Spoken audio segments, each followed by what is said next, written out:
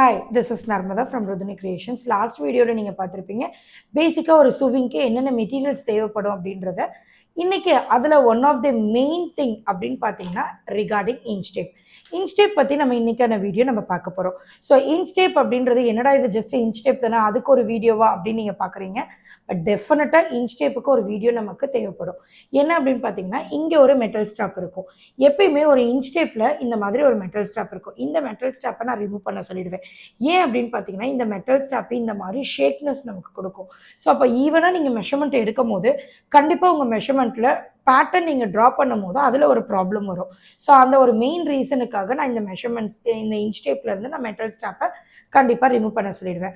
அடுத்து பார்த்தீங்க அப்படின்னீங்கன்னா, இன்ச்டேப்பை நம்ம எப்பயுமே இந்த மாதிரி சுருட்டி நம்ம கண்டிப்பாக வைக்கக்கூடாது.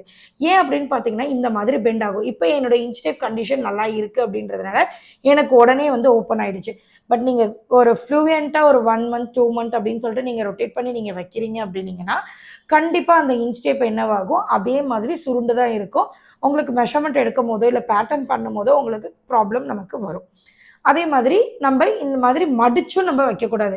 நிறைய பேர் நீங்கள் பார்த்துருப்பீங்க, இந்த மாதிரி மடித்து வச்சுருப்பாங்க. ஏன் அப்படின்னா, இப்படி மடிச்சே இருக்கும்போது நாளடைவில் நீங்கள் ஒரு 1 மந்த்தோ 2 மந்த்தோ அப்படி மடித்து வச்சுருக்கீங்க அப்படின்னீங்கன்னா, இப்படி பார்க்கும்போது இந்த வி வந்து வரும். இப்போ என்னோட இன்ச்டேப்பை நான் இப்படி ஸ்ட்ரெயிட் பண்ணிட்டேன்னா அது ஸ்ட்ரெயிட் ஆகிடும். ஸோ கண்டினியூவாக நீங்கள் மடிச்சிருக்கும் போது அந்த இடத்துல ஒரு மடிப்பு மேடு மாதிரி இருக்கும்.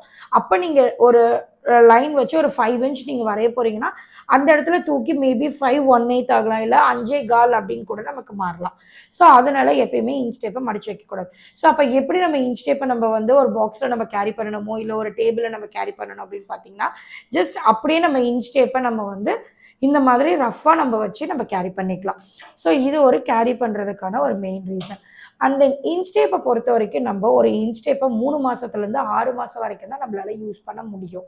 ஏன் அப்படின்னு பார்த்தீங்கன்னா, இப்போ நான் பக்கத்தில் வச்சு கட்டுறதுனால இந்த மாதிரி ஸ்டிஃபாக நிற்கிது. ஒரு இன்ச் டேப்பை நீங்கள் இந்த அளவுக்கு எடுத்து இப்படி வைக்கும் போது அந்த இன்ச் டேப் இப்படியே நிற்கக்கூடாது, இந்த மாதிரி விழணும். இப்படி விழுந்தாதான் அந்த இன்ச் டேப்போட கண்டிஷன் நல்லா இருக்குது. ஏன்னா இன்ச் டேப்பை பொறுத்த வரைக்கும் எல்லாமே பிளாஸ்டிக்ஸில் தான் உங்களுக்கு மேக் பண்ணுவாங்க.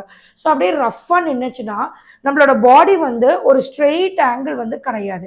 கண்டிப்பாக ஒரு செஸ்ட் ரவுண்ட் எடுக்கணுமோ, ஒரு பஸ்ட் ரவுண்ட் எடுக்கணும், இல்லை ஷோல்டர் நீங்கள் மார்க் பண்ணனா கூட நமக்கு நல்லா அழகாக ரவுண்ட் ஷேப் நமக்கு வரணும். ஸோ இந்த மாதிரி இன்ச் டேப் நல்லா கம்ஃபர்டபுளாக நல்லா ஃப்ளோயாக இருந்தால் மட்டும்தான் நம்மளால் ஒரு மெஷர்மெண்ட்டை ப்ராப்பராக நம்ம எடுக்க முடியும். ஐ ஹோப் இந்த வீடியோ உங்களுக்கு பிடிச்சிருக்குன்னு நினைக்கிறேன். இந்த மாதிரி கண்டினியூவாக உங்களுக்கு வீடியோஸ் வேணும் அப்படின்னு நினச்சிங்கன்னா நம்மளோட சேனலை ஃபாலோ அண்ட் லைக் பண்ணிக்கோங்க. தேங்க்யூ.